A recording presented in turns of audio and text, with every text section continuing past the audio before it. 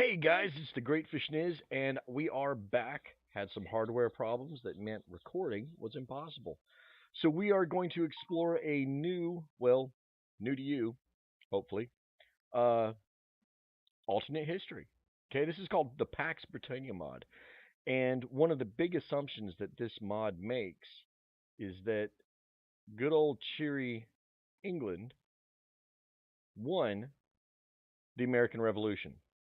So, if we'll notice, the American Revolution didn't succeed, and the United States is in fact a puppet of the good old UK. Now, last time we played an alternate history mod, I played the United States. We had a whole lot of problem because it was the Kaiserreich mod. We had this big civil war. Things didn't go real well for us.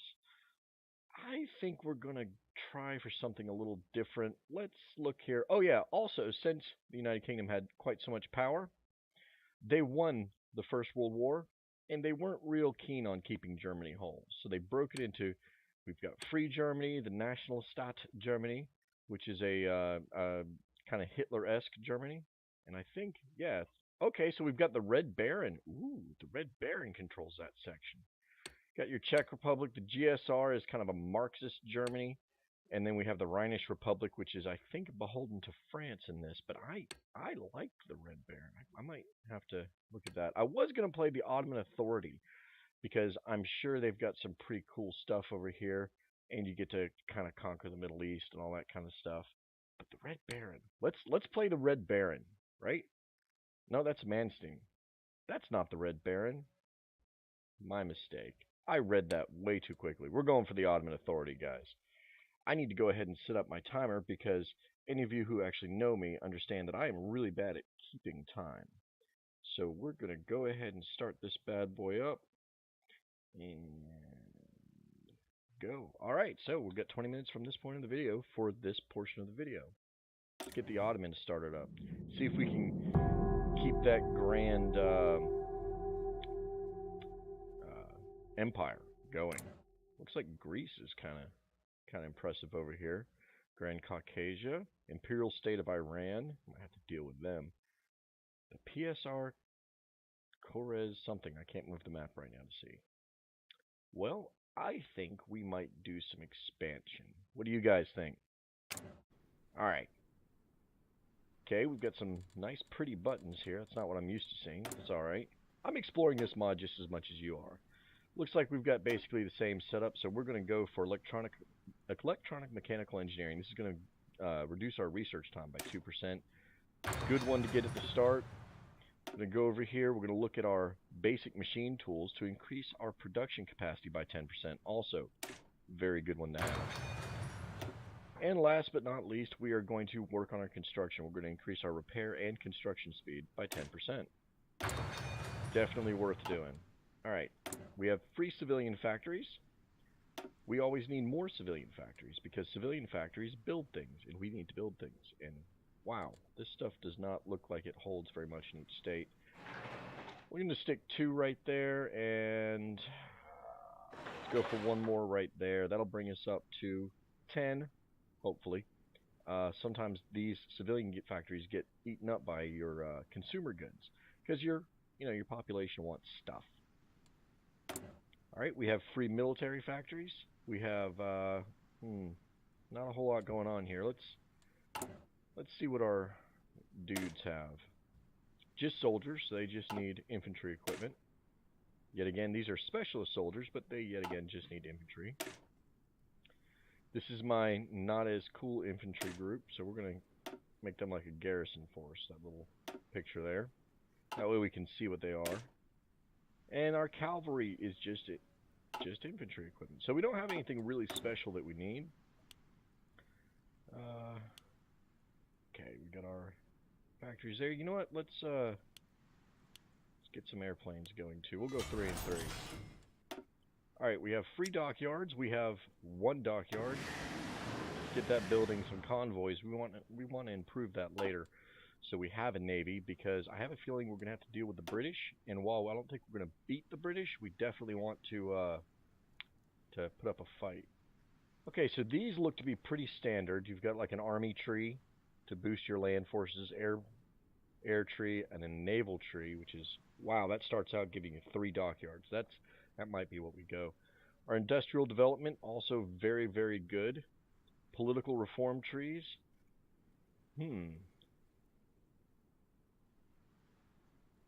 Alright, so we currently are nationalists, so we'll probably keep along that route. Let's go ahead and get these dockyards going.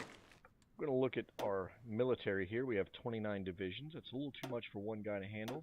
One general, so we're going to split them in half. Let's find a general. Oh, I hate it when you have good generals with no picture. Alright, so, ooh, good lord, look at all the medals. Oh, he's a field marshal. I'll explain that in a minute. What's this guy say? Desert. He's good at the desert. He's good at reconnaissance, and he's good at hills. Hills seem important in this mountainous area. Now let's see who else we have here. Amphibious invasion speed. That's good.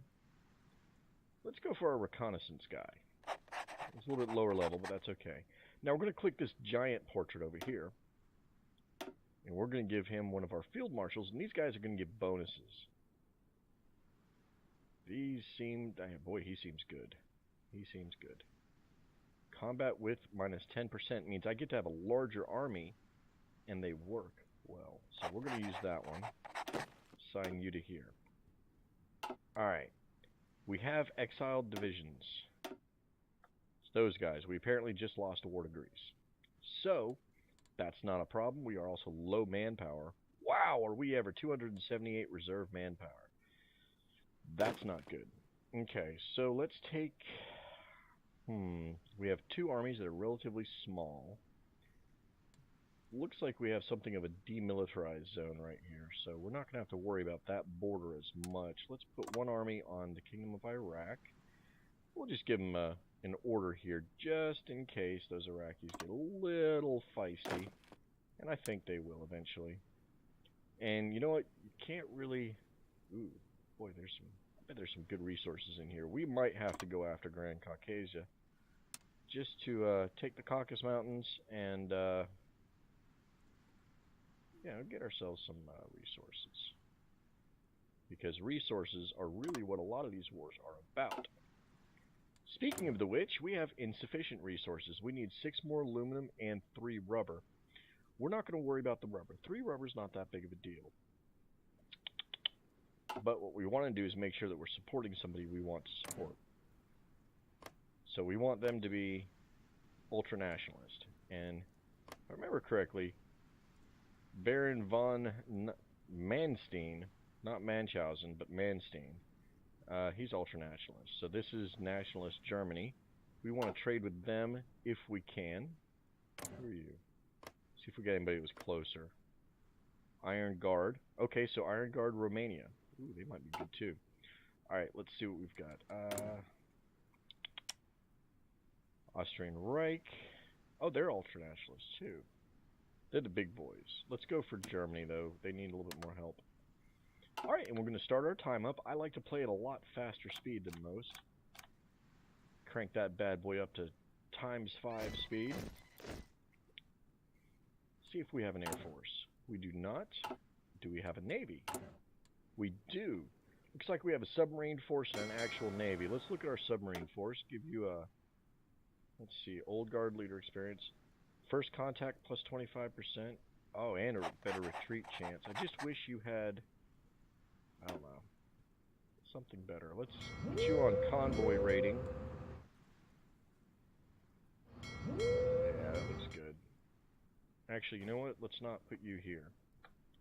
I don't know if I trust that. We will control the Black Sea. But then again, pause for the events. Let's back this up. We'll put it right there. Wow, those sounds are very loud. Let's music. Where's my sound settings? Audio. Let's just turn the master volume down about there. Okay, so King George V has died. The King Emperor of the British Empire, remember, they're still super powerful in this. George V has died. Crowned in 1910, George V is notable for having seen the British Empire through one of the most contentious periods in its long history.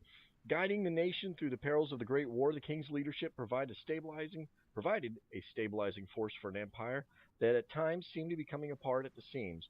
The grandson of the almost mythologized Queen Victoria, George's reforms helped to keep the empire together throughout the crises of the 1920s and 30s, and is succeeded by his son Edward, now crowned Edward VIII. That is terrible. Just terrible. All right, we'll keep the times going. Aha! Now we have planes available. Where do we want to go with these? Let's take some of these. We have 10 planes available. Oh, pause. Can we get this done first? Let's get this done first. We're going to set up a flight of 50. Oh, we don't have enough people for that. Never mind. Japanese Prime Minister dead. Martial law declared on the morning hours of February 2nd. That's a little rough. A series of assassinations swept through the city of Tokyo, targeting multiple Japanese politicians and other important figures, including Prime Minister Okada himself, who was pronounced dead upon being shot, and former Prime Minister Sato Makoto, who sustained life-threatening injuries in the attack. The Japanese government has affirmed the safety and well-being of Emperor Hirohito and his family. The acting Prime Minister, Fumimaro Kone, now officially has emergency powers. Let's see how temporary that lasts. Alright, so we're basically out of manpower. We had like 200 at the beginning. Ah, that's why. Apparently our war with, I'm assuming, Greece, hit us pretty hard. What are we at now? Volunteer only. We can go up to limited conscription after we get some political power to do so. See if we have a... there's a dude called a silent workhorse, and they provide you tons of extra... doesn't look like it. Tons of extra political power. See if there's anybody here who's going to help us with political power. Does not look like it. Does not look like it at all. The London stock crisis. Since the Great War, the economy of the United Kingdom has been in a state of stagnation. It had not reached the level of full-blown crisis until just days ago. A sudden stock panic has effectively collapsed many major London-based investment groups. The subsequent domino effect has wrecked the British economy, causing mass unemployment virtually overnight. The strain has first been felt in Europe, and then in the Commonwealth abroad. As London attempts to pick up the pieces, many nations find themselves not just lacking funds, but at the hands of angry, unemployed populace. That is terrible. That seems like neo-Marxist trip. Let's just really, really hope that England doesn't decide that it needs to use war to get its way. Okay, so we can hold rallies to give ourselves war support, which we don't really need right now. That will give us political power for 50 days. No political capital. Alright, so we don't really want to work with those right now. Could join the Hague. Don't think I want to do that either. Seeking an alliance. Ooh, we might do that later. Alright, our naval base expansions are complete. Now we could work for our industrial development programs. Getting 2 per day, so we might do that. Yeah, let's get that industry going. Let's take a look at our ships here. Nothing looks to be really popping out at me. We do have the Type 2 destroyers here. 2 is obviously better than 1. So let's put our 3 of those there. I don't know which navy is which. We set up, okay, so our Turk Dominasi is our big fleet. That's where we want our destroyers. We don't want the destroyers hanging out with submarines. That would just cause all sorts of issues. So we're going to put these with Turk Dominasi. Start this up again. We haven't actually put these fellas out to sea. Ooh, first contact. Big fleet, big fleet. That's what we're hoping for eventually. We're going to put these guys on patrol. Right here and right here. We're just going to put these on a defense patrol. Alright, still no manpower, but that's alright. We'll get it in a moment. Let's take a look at our neighbors here. These guys are also ultra-nationalist. They have 6 to 8 divisions. A lot of people. And what about the Kingdom of Iraq? Oh, something's happening. Okay, pause. FSN elected in France. Elections in France have ended up in narrow victory for the FSN, headed by former General Philippe Pétain. Okay. The FSN, or National Salvation Front, is a coalition party of various conservatives, reactionaries, ultranationalists, and monarchists. That's a very odd mix. Pétain, speaking from the Estates General in Paris, announced his intention to restore France to her former imperial glory and promising to re-establish France as a true preeminent empire on the continent. Such statements have garnered him little love from the British embassy in Paris. I don't doubt that. All right, Iraq. Iraq has 2 divisions. Okay, our electromechanical. We could go ahead and jump for 3% more. That's 232 days. Let's make sure our military, for 139 days, we can set ourselves up with some support equipment from 1918. Seems like we should have already had that by now. Let's see if we can find the button. Let's see. Iraq has oil. Duh. 31 oil. What do the Caucasus have? A lot more oil and chromium. What about old Iran? Oil. You know, guys, I have a feeling we're going to be lacking in things other than oil here. But we'll see what we can do. We are, speaking of which, we are short on rubber still and 1 steel, but we're not going to worry about that. That's just a little bit. Alright, so Sato Araki seizes power. This morning, military forces loyal to Sato Araki stormed the Imperial Palace, as well as many other locations of importance across Japan. They overwhelmed forces loyal to the civilian government and have locked down the National Diet Building. Sato Araki has publicly stated that the Emperor is safe and will maintain his throne, but it's clear that Sato Araki is now in control of Japan. Now, that said, Sato will benefit Japan. That makes me think Sato is ultranationalist. Now, that button thinks that because we're ultranationalist. Therefore, that must be good. That means it also does bring up something. We probably shouldn't attack Grand Caucasia, even though they have good stuff, because we want allies. We can delete these guys' orders. We're going to put them on the border here with Tehran. We'll go after Tehran-ish. All right, military coup in the Chinese Republic. There's a lot of stuff happening. It's only April of 1936. With the economic crisis in full swing, the Chinese Republic is falling into an outright military coup. Field Marshal Chiang Kai-shek announced to the international community and his new subjects that he and the Beijing clique had assumed control to protect China from the threat of communist insurgency. Concerns have been raised by the former Republican government, who have decreed Chiang's new military cabal as making a blatant power grab. Backed by General Yan Zishan, Chiang and the military claimed they intended to exert their control over China until such time as the rule is no longer needed. The British and French empires have remained abnormally silent on the issue, although some analysts think that the Japanese empire might use this chaos as an opportunity to enforce their ambitions in the Republic.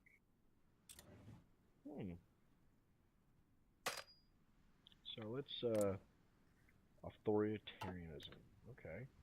There's a lot of different government systems in this compared to regular Heartsfire. Alright, so could we just take Iraq? Say we want that section. 250 days. Okay. Edward VIII abdicates. Facing immense pressure amidst scandal, the King Emperor of the British Empire, Edward VIII, has chosen to abdicate the throne. Addressing the nation, the king stated that he heavy burden of responsibility and discharge my... Okay, they wrote that very strangely. Quote the king, heavy burden of responsibility, and to discharge my duties as king, as I would wish to without the help and support of the woman I love. Edward's abdication leaves his younger brother George to assume the throne as the new King Emperor of the British Empire. Given the new king's staunch constitutional stance, few objections are expected to be made to his ascension. Alright, back to what we're looking at. 50 political power in 250 days. Kind of need that political power right now. So we'll look at that. What do these guys have? Everything over here is oil. It's not even a lot of oil at any individual spot. I mean, 31's good. People will want to trade for that. That'll give me. Let me get to the trade scene. I don't like new buttons. I can't figure out what I'm looking at. Okay, so here's how trade works. When you have extra stuff, people can trade for it, like the same way we traded for, I think it was aluminum. Okay, so I give them one of my civilian factories to do with whatever they need to. They can build whatever they want, and in exchange, they provide me 8 of the supply. So the more of this extra stuff I have, the more chance there is somebody will want it. Now I've got a ton of chromium. Chromium is good for massive battleships, heavy tanks, things like that. You also need a lot of steel. I do have steel for export. A certain percentage of my economy has to go for export. Oddly enough, I don't have oil. Not enough that somebody would want to trade. You're not going to want to trade for 6 and get 8 somewhere else. Alright, so industrial development. Let's get that civilian economy going. That's going to give us a free civilian factory. If I take Iraq, I'll have an additional 31 oil. People will want to trade that. Alright, so basic machine tools has completed. It is 1936. Let's see here. Now, if we go for synthetic oil, we could build refineries that will help provide rubber and oil. I think I'm going to go for concentrated industry, though. An extra 15% factory output, 10% dockyard, and an additional 20% factories in state. Most of my states are pretty small. They need all the factories they can get. Second Balkan League. Alright, in response to the Austrian expansionism in the region, Serbian officials have announced the formation of the Second Balkan League. The former league, formed in response to the Ottoman rule in the area, fell apart decades prior after the betrayal by Bulgaria. Today, however, the Serbian Foreign Ministry believes that a new Balkan League might be able to curtail Austria's imperial ambitions for the region, or failing that, provide mutual defense to their fellow Balkan nations. So this means, and that's our timer. This means that we're going to have an alliance forming right here. All right, guys, that is it for now. Hope you enjoyed the kind of weird educational thing that we had about what's going on in the world in this Pax Britannia mod. Next time, I'm hoping that we'll make a little bit more progress. But that's it for now. This is the Great Fashniz, and I'm out.